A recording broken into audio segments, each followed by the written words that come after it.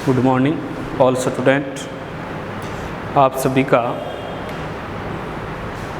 Shyam education शिक्षण संस्था में स्वागत है। ग्रुप में हार्दिक अभिनंदन है। तो अपना जो विषय है वो है राजनीति विज्ञान।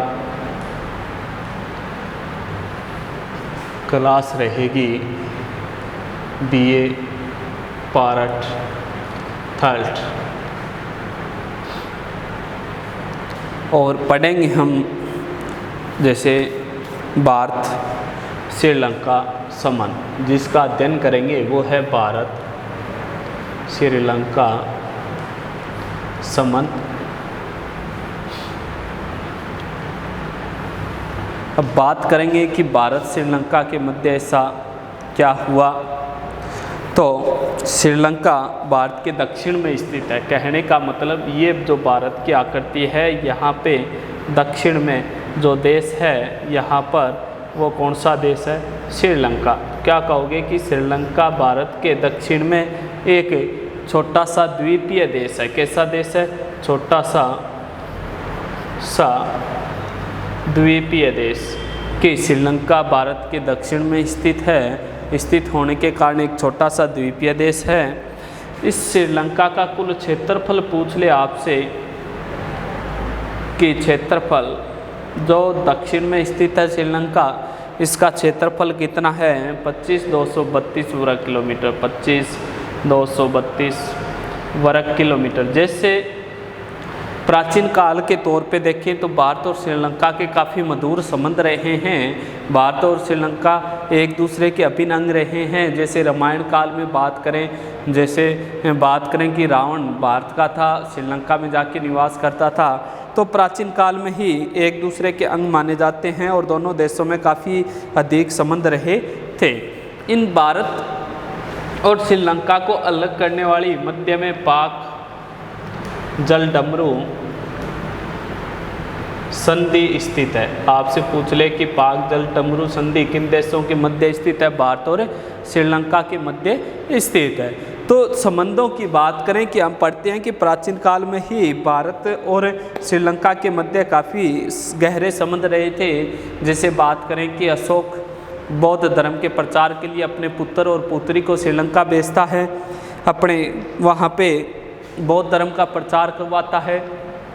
बात करें कि रावण था, श्रीलंका को अपनी राजधानी बनाता है, वहाँ पे अपना निवास स्थान चुनता है। तो ये काफ़ी प्राचीन काल से। इसके अलावा जैसे देखें कि अंग्रेज़ों ने भारत पे आधिपत्य प्रारंभ किया, भारत पे शासन शुरू किया, तो उसके साथ साथ श्रीलंका में भी उन्होंने अपना शासन स्थापित किया था। तो भारतीय जो जनता थी उनको वहाँ पे चाय के बागानों में काम करने के लिए मज़दूरों को लेके जाती थी और वही मज़दूर वहीं निवास स्थान बना लिया, वहीं रहने लग गए थे। तो भारत और श्रीलंका के संबंध जैसे जैसे आगे बढ़ते गए उनके मध्य क्या हुआ, कौन सी समस्याएं उत्पन्न हुई, वे पढ़ेंगे। तो उनमें आपसे पूछ ले कि भारत के दक्षिण में एक छोटा सा श्रीलंका द्वीपीय देश है जो 25,232 वर्ग किलोमीटर में फैला है। काफ़ी प्राचीन संबंध रहे हैं। अब बात करेंगे कि समस्याएं कौन सी हुई। भारतीय प्रवासियों की समस्या। भारतीय प्रवासियों की समस्या। भारत और श्रीलंका के मध्य जो समस्या उत्पन्न हुई थी वो भारतीय प्रवासियों को लेकर उत्पन्न हुई थी। क्यों हुई थी? देखो कि अधिकांश 10 लाख भारतीय प्रवासी भारत से कहाँ गए थे? श्रीलंका गए थे। लोग कौन लेके गया था भारतीय लोगों को? जैसे तमिल लोगों को। किन लोगों को? तमिल लोगों को। तमिल लोगों को अंग्रेज़ अपने साथ चाय के बागानों में काम करवाने के लिए अंग्रेज़ लेके गए थे। कहाँ पे? चाय के बागानों में कार्य करवाने के लिए, कि जो चाय के बागान थे श्रीलंका में, वहाँ पे उन भारतीय लोगों से, तमिल लोगों से कार्य करवाने के लिए श्रीलंका लेके गए थे। श्रीलंका ले गए तो वहाँ पे जैसे जैसे धीरे धीरे बात करें कि ये संख्या भारतीय लोगों की 10 लाख हो गई। कितने लाख हो गए थे? 10 लाख। और यही लोग वहाँ पे अपना निवास स्थान बना लिया, वहाँ पे रहने लग गए। अब ये हुआ कि वहाँ पे तमिल और सिंहली 2 जातियाँ उत्पन्न हो गई। तमिल तो जो भारत से गए थे, सिंहली श्रीलंका के थे मूल, तो तमिल हिंदू धर्म को मानने वाले हैं, सिंहली बौद्ध धर्म को। अब दोनों के मध्य ये विवाद उत्पन्न हो गया 1948 को कि सिंहली ये कहते हैं कि ये हमारे देश के नागरिक नहीं हैं। 1948 का जो नागरिक अधिनियम है उसके तहत कहते हैं कि सिंहली लोग ही श्रीलंका के निवासी हैं, बाकी सभी प्रवासी हैं। तो इन्होंने ये कह के उन पर दबाव बनाना शुरू कर दिया, भारतीय तमिल लोगों पे अत्याचार शुरू कर दिया कि ज़्यादा से ज़्यादा उन्हें जो भी मूलभूत सुविधाएं थी उनसे वंचित करने लग गए थे, जिसके कारण श्रीलंका और भारत के संबंध हैं वो काफ़ी क्या हुए, बिगड़ने लगे। बिगड़ने का कारण ये था कि भारतीय लोग बेरोजगार होने लग गए वहाँ पे, तो उन्होंने तमिल लोग ज़्यादा की संख्या में भारत में आने लग गए। अब भारतीय सरकार ने इस समस्या को सुलझाने के लिए प्रयास किए कि ज़्यादा से ज़्यादा ये समस्या उत्पन्न न हो। ये जो समस्या है तमिल और सिंहली वहाँ के रहने लग गए, निवास स्थान हो गया। इस समस्या को दूर करने के लिए 1954 में कौन सी, कि जो भारतीय प्रवासियों की समस्या थी कि तमिल लोगों को अंग्रेज लेके गए, उसको नागरिकता जैसे अन्य जो संसाधन है वो उपलब्ध नहीं करवाए थे। 1954 में पंडित जवाहरलाल नेहरू कि 1954 में पंडित जवाहरलाल नेहरू और जॉन कोटेवाला के मध्य समझौता हुआ कि भारत के पंडित जवाहरलाल नेहरू और जॉन कोटेवाला के मध्य 1954 में एक समझौता हुआ था।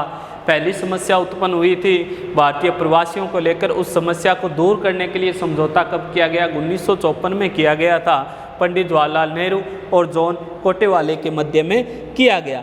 कहने का मतलब है कि श्रीलंका, पहला समझौते में पहला प्रावधान था कि श्रीलंका तमिल लोगों को, किन लोगों को? श्रीलंका तमिल लोगों को वहाँ का स्थायी निवासी बनाएगी, वहाँ का स्थायी निवासी। पहला 1954 का जो समझौता किया गया था उसमें क्या प्रावधान किया गया था कि श्रीलंका में रहने वाले जो भारतीय लोग हैं, तमिल जो लोग थे जिनको 1948 के तहत तमिल लोगों को नागरिकता नहीं दी गई, उन्हें 1954 के समझौते के तहत श्रीलंका देश सभी तमिल लोग हैं जो भारतीय, उनको स्थायी नागरिकता देगा, अपने देश के स्थायी नागरिक बनाएगा और ये भारतीय मूल लोग के माने जाएंगे। 2 नंबर, जो श्रीलंका में कि जो लोग जो श्रीलंका में नहीं रहना चाहते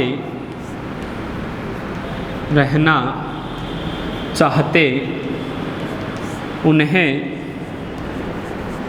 वापिस भारत भेज दिया जाए,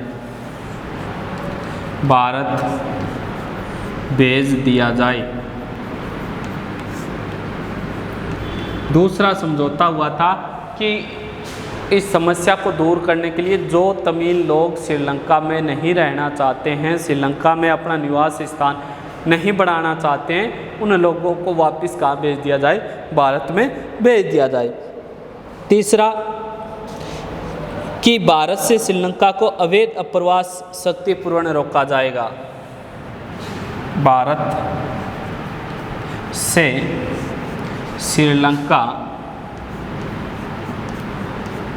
अवैध मतलब चोरी छिपे जाना, अवैध अप्रवास जबरदस्ती रोका जाए।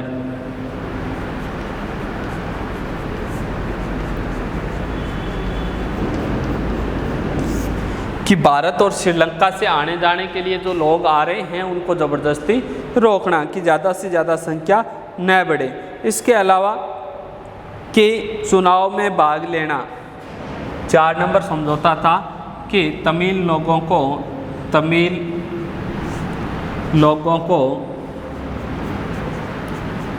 को चुनाव प्रक्रिया में भाग लेने की छूट।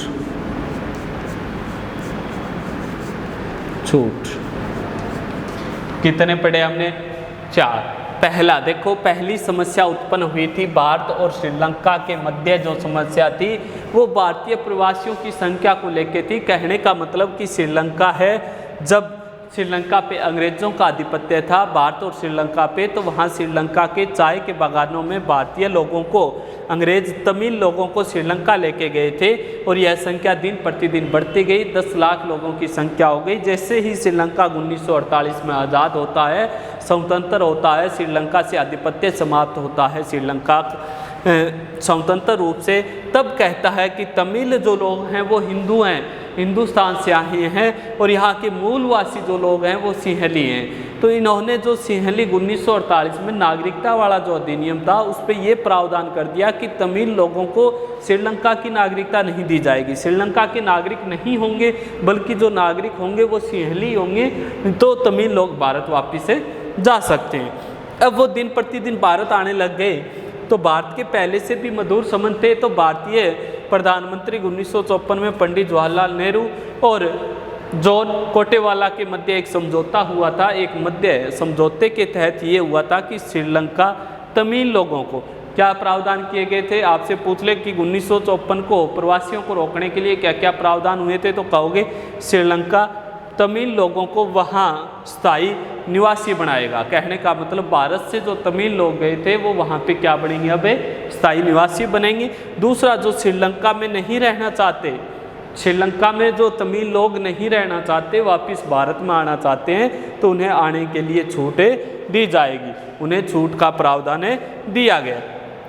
3 नंबर, भारत से श्रीलंका अवैध अप्रवास पर ज़बरदस्ती रोका जाएगा कि एक स्थान से दूसरे स्थान पे जो स्थानांतरण हो रहा है उन पे ज़बरदस्ती रोक लगाना, ये था। 4 नंबर, तमिल लोगों को चुनाव प्रक्रिया में भाग लेने की छूट देना कि जो तमिल लोग हैं वो चुनाव प्रक्रिया में क्या लें, दिन प्रतिदिन भाग लें, ताकि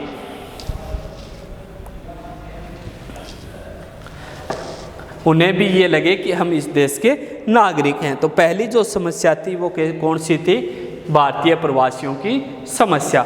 अब देखो, ये भारतीय प्रवासियों की जो समस्या थी, जो समझौता किया गया था दोनों देशों के मध्य 1954 वाला, इसे श्रीलंका ने ईमानदारी से कंप्लीट नहीं किया, निभाया नहीं। इन्होंने इस समझौते का उल्लंघन किया कि जो समझौता था 1954 वाला, इसका उल्लंघन कर दिया कि 1954 के समझौते का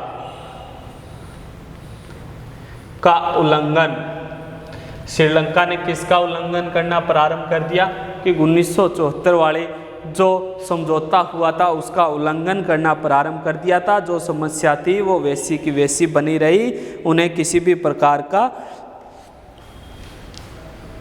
महत्वपूर्ण स्थान नहीं दिए गए। इसके बाद होता है भाषा विवाद। भाषा विवाद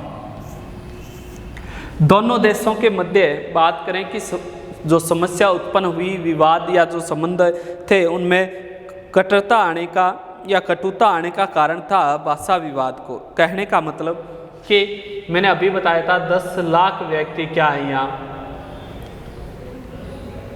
10 लाख व्यक्ति तमिल हैं, बाकी सभी क्या हैं, सिंहली हैं।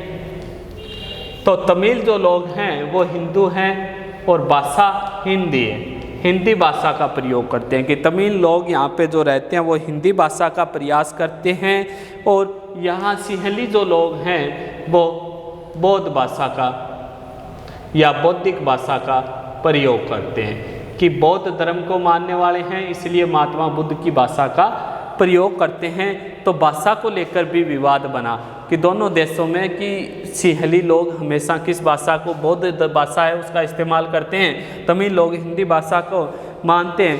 ये विवाद ज़्यादा से ज़्यादा हो गया, लेकिन ये विवाद होने के बावजूद भी, भाषा विवाद होने के बावजूद भी पूछ ले कि 1960 से